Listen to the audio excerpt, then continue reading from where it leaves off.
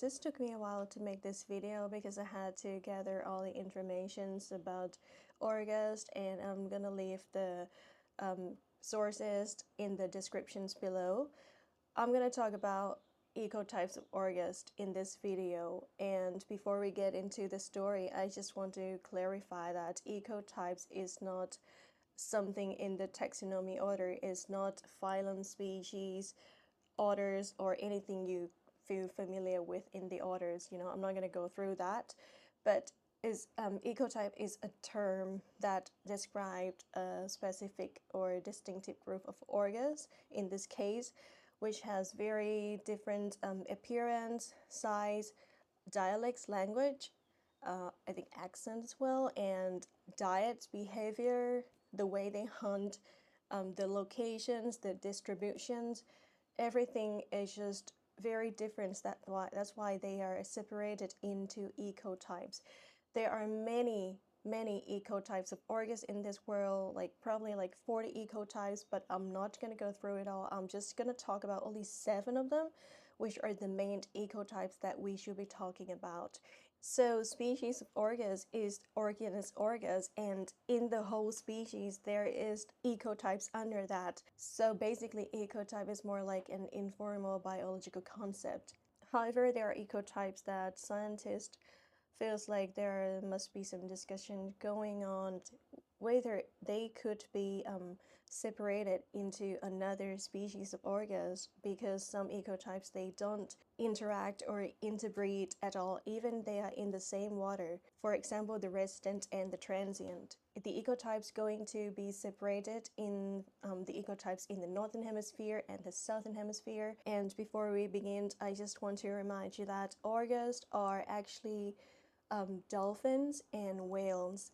Yes, some people said orcas aren't whales, they are dolphins, but hear me out. All dolphins are whales, but not all whales are dolphins. So yes, orcas are whales that in dolphin families, and they are actually the biggest dolphin in the dolphin family. The family name is Delphinidae, and they are toothed whale, which have, they have teeth, unlike baleen whales. I have another video about the difference between baleen whales and toothed whale. Go check that out. They are very highly intelligent, but why do they get called killer whales? Actually, it's a bit unfair for some ecotypes of orcas, because not all ecotypes of orcas consume or eat whales. Some ecotypes prefer only like fish, and some, yes, they do eat sharks and other kinds of baleen whale as well, but not all orcas consume on whales. Okay, let's get started. We are going to begin with the first ecotypes in the northern hemisphere is the resident. The resident can be found very close to the shore in both sides of North and Pacific Oceans, like British Columbia, Alaska, Kamchatka, Bering Seas, Russian Far East, like some places are very remote, but some are very close to human community as well. The residents are about 7 meters long, which is kind of an average size of orcas. They're not too big, not too small. Every orcas has a saddle patch, which is a white part that's behind the dorsal fins, and the resident orcas has kind of like an open saddle patch, which is not completely white. So you see in my painting that I'm painting right here, it's this is what we call an open saddle patch. Actually, saddle patch of orcas is like a fingerprint that tells identity of each individual orcas, and scientists also use the saddle patch and the dorsal fins and other appearance to distinguish different individual of the orcas in the pod. The resident, as I mentioned, they likes to stay around the shore. So if you go to British Columbia or in the northern hemisphere and you see an orca, it is likely to be the resident, and they only consume on fishes like salmon, mackerel, halibut. Some resident orcas are very picky. They eat only salmons, and some only prefer like Chinook salmons. The resident orcas, they do not eat any mammals. They just go for fish. That's why I said if we call all of them killer whales, it's not very fair for the residents, because the resident gonna be like, hey, I'm not consuming on whales, I'm just consuming on fish. Anyway, we call them a fish eater orca. Residents are very kind of loud and noisy. They like to make sound. They usually like to celebrate after a successful hunt of fish, but there is a reason why the resident is kind of loud and The other ecotypes that we're going to talk about, which is the transient, is a bit more quiet. Well, the resident hunt fish, and fish they don't hear a thing, so the resident doesn't have to reduce the noise or the voice that they make, because they don't have to be worried that, oh, if I'm too loud, then the fish gonna swim away. But for orcas that hunt mammals which can hear things, they have to be more quiet. So the resident is more like an extrovert of the orcas. What's interesting about the resident orcas family is they are matriarchal, which means they are female dominant, and the leader of the pod is the grandmother, which I already made a video about that. Please go check it out. The family function is very complex. They have very deep bonds and relationships within the family. They will stay together with their mother until the rest of their life, so they never gonna leave the mom.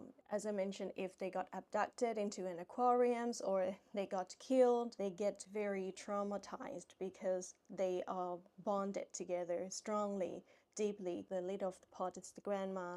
The mom is going to be the next leader of the pod.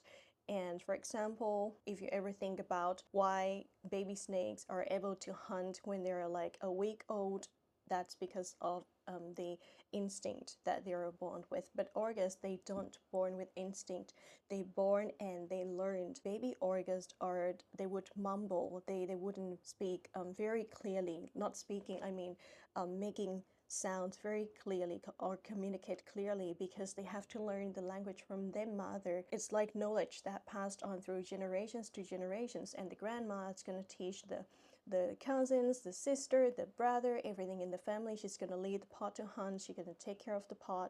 Sometimes if there is a transition period that the grandma passed away and the mom who is not so ready to be the leader of the pod, and in that pod there is a newborn orca, there is high chance that the newborn orca wouldn't be able to survive, because if it's in the transition period that the mom just came to be the leader, it's gonna be kind of like a tough time for the family in the transition period. They got the name the resident because they likes to stay around the same area. The distribution is not very far. They do migrate, like they travel around, but they kind of stay in the same areas, not far away from each other. So we're gonna finish with the resident, and we're gonna move on to the second ecotypes in the northern hemisphere, which is the transient. The transients, or the Bigg orca. Bigg doesn't mean big or large. It spells Bigg', which is the name of Dr. Michael Bigg, who is a researcher. So the orca is named to honor him.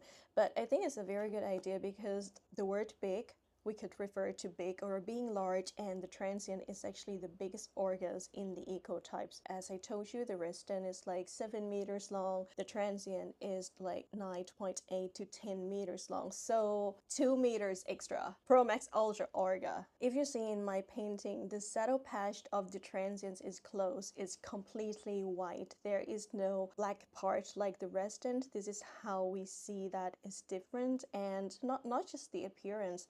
As I told you, ecotypes refers to distinctive group of orcas which has different appearance, dialects, cultures, language, the way of hunting, and basically everything. And I mentioned earlier that sometimes they don't interact or even interbreed, even if they're in the same water. The transients and the residents, they are found in the same water sometime, and they don't even stop to talk to each other. So there is a possibility in the future that the transient could be separated with the resident, or they could make the transient to become another species of orcas, but for now they are still in the same species, just separated ecotype. The distributions of the transients are around Bering Sea, British Columbia, Alaska, California. They don't really stay close to the shore. They are more quiet than the resident. So if you're asking which one is the killer whales that kills whales, this is what you're looking for. The transient feed on whales, especially for baleen whales like blue whales, gray whales, minke whales, and they like to abduct the whale's calf, you know, the whale's baby. It's easier for them to abduct, but sometimes they do eat adult whales as well. They just come in a group, gang the whales, because baleen whales are kind of big and they swim very slow and they can't really escape the orcas. Transients are more quiet, as I mentioned earlier. Why are they more quiet than the residents? Because they hunt mammals. they hunt whales, and whales can hear things. Whales, they do have ears, they hear things.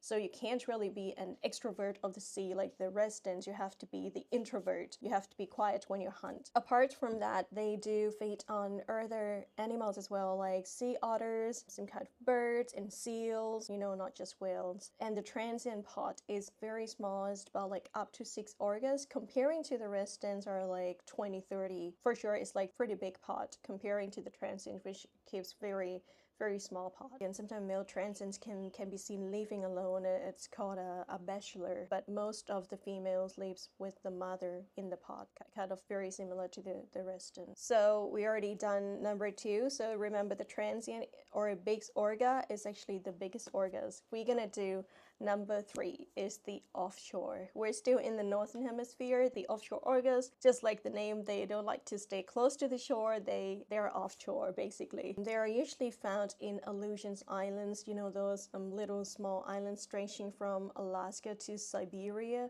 So remote, and Alaska towards the coast of California as well. The size is not that big, like the transient is like the residence, like 7 meters. We have quite limited information about the offshore, but we know that the pod is very big. It's about 50 or sometimes hundreds. The offshore feed on fishes. And if you're asked what kind of orcas feed on sharks, yes, the offshore, they do feed on sharks, and they only get the livers because the liver is full of nutrition and it's so rich. I think the liver must be very creamy for the orcas. I don't have much information about the offshore, so we're just gonna move from the northern hemisphere to the southern hemisphere. So we're moving to the ecotypes of orcas in the southern hemisphere. Don't ask me why they put in the alphabet orders while the northern hemisphere have all the names, but in the southern hemisphere we have the A, B, C, and D ecotypes. So we're gonna start with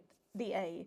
The A ecotypes, or what we call the Antarctic orcas, are actually the biggest orca in the southern hemisphere, but not the biggest in the 7 ecotypes that we talked about. The size is about 9.2. Remember, the transients in the north is like 10, 9.8 or 10.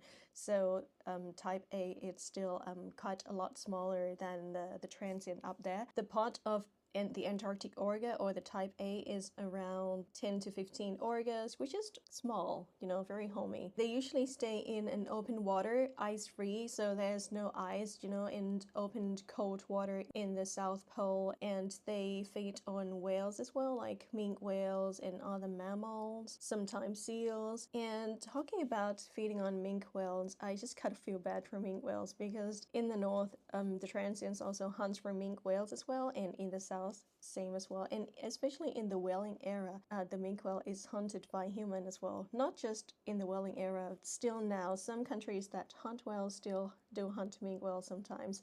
So feeling bad, kind of being born as a minke whale.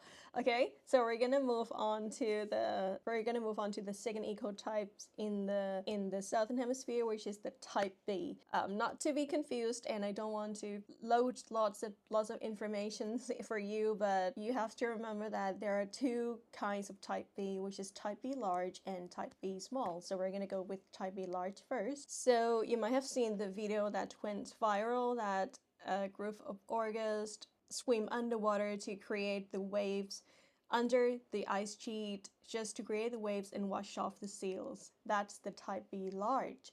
And yeah, that's the orcas you're looking for, the badass one. That's the way they hunt. This is why type B large is called packed ice orca, because they stay around packed ice. They stay around the area which full of ice sheet, and they just going to swim under, create big waves, and the seal is going to be washed off. This technique is called wave washing, and those seals are usually weddell seals. They're about 9 meters long, and very distinctive look of type B is the connected saddle patch, you know, the white part behind the dorsal fin with the eye patch. And if you see on the video of the packed ice orca, where orca is just like sky hopping mean they kind of emerge from the water, like outside looking at you. You see that type B is a bit yellowish on the white part. You know, some orcas are not completely white. Those yellowish are diatoms, or is a type of algae that the type B large has. In my painting, I didn't really paint it actually that yellowish, but I want you to know that in reality it's more a bit yellowish than like very off-white. So we have type B large. Now we're going to talk about type B small. They are pretty much like type B large. They call it type B small because they're a lot smaller. They have about 7 meters long, which type B large is about 9 meters long, but they pretty much look alike. The other thing that is very different is they have a very big pot. The records say that type B small usually feed on penguins, especially Gentoo penguin, which is one of my characters that I draw. If you go check out my Instagram, I have a little Gentoo penguin with white eye patch. I call him Myth, which is a character in my book, and now I kind of feel bad for the Gentoo penguin, and so Myth, my penguin character, became a dinner of type B small orca. Now we're moving on to type C, which we call the Ross Sea orcas because they are found in the Ross Sea. The other side of the Antarctic is kind of opposite to the where the type B lives. Type C is probably the smallest orcas in the ecotypes because they're around 5 to 6 meters long, and their eye patch is kind of like a bit slender, pointed up. It's not horizontal like the other ecotypes of orca, which is kind of, you know, like horizontal like this, but for type C it's kind of slightly pointed up. The pot size of type C can be varies up to like tens to even 120 orcas in a pot. Type C orcas usually feed on fish. As the records say, they eat something very local. They don't eat anything that imported. So just funny saying, basically they eat on any Antarctic fish. For example, Antarctic toothfish, Antarctic silverfish. And now we're going to move on to the last ecotypes that we're going to talk about today. Very distinctive one is the type D. The type D, or we call Sub-Antarctic orca. All along that I have mentioned many types of orcas, you might not be able to tell straight away, oh, that is the resident, that's the transient, that's the type C, that's the type B. But this one, if you have seen them in the ocean with your own eyes, I'm gonna be so disappointed if you wouldn't be able to tell that it's the type D orcas, because why? Type D orcas has a very distinctive look. Even if you don't have any knowledge about orcas, you still feel like something's wrong with this orca. Well, nothing's wrong with it, but type D has a very, very tiny eye patch, like so tiny comparing to its body. You know, the white eye patch part? Some of the type D nearly has invisible eye patch. Some people just jokingly say that type D has an eye patch of the size of an almond. I just want you to search on Google right now, just type D orcas, and you see the picture straight away, and you're gonna remember this orca for the rest of your life. Type D orcas were first discovered in 1950 when they were like kind of mass stranded in the beach in New Zealand, and people were surprised that they were in orcas, but the eye patch doesn't really look like other kinds of orcas at all. We have kind of very limited information about type D, but the record says that they feed on fish, but not sure what kind of fish. The pot size is around 18, 20, something like that. We have kind of limited information about them, but they're very interesting. For the 7 main ecotypes of orcas, I'm just gonna make my own personal notes, which is easy to remember that I'm gonna share it with you. So the northern hemisphere has the residents, like to stay close to the shore, eat fish, and kind of very small, very big pot. The transients, or the Biggs, are the biggest orcas in the ecotypes, and they feed on mammals, whales, seals, and yes, they are the real killer whale. The offshore like stay off the shore, and they feed on fishes and including sharks. Type A, or the Antarctic orca, eats seals and whales and likes to stay in open water with no ice. Type B has 2 smaller types. The large type B feed on whales and mammals. They like to stay under the ice sheet, washed off the seals, and the type B small is kind of a lot smaller, but they live in a bigger pot, and they feed on penguin. Type C are very small, and they just feed on local fishes like the Antarctic fishes, silverfish, toothfish. Type D has a very tiny eye patch, very easy to remember. Again, before ending, I just want to remind you again that ecotypes are not species that are separated. They are the organized orca are still one whole species, but in the future, if they find more information that each ecotypes are very different in dialects, in cliques, in language, behavior, cultures, diets, and distributions, like especially the transients and the resident, which don't mix or don't interact. They don't talk to each other at all. Like they're bad neighbors having beef together. I don't know. They could be separated in another species, could be in the future. So if there are any updates about that, I'm gonna come back and make video about it. And thank you for now.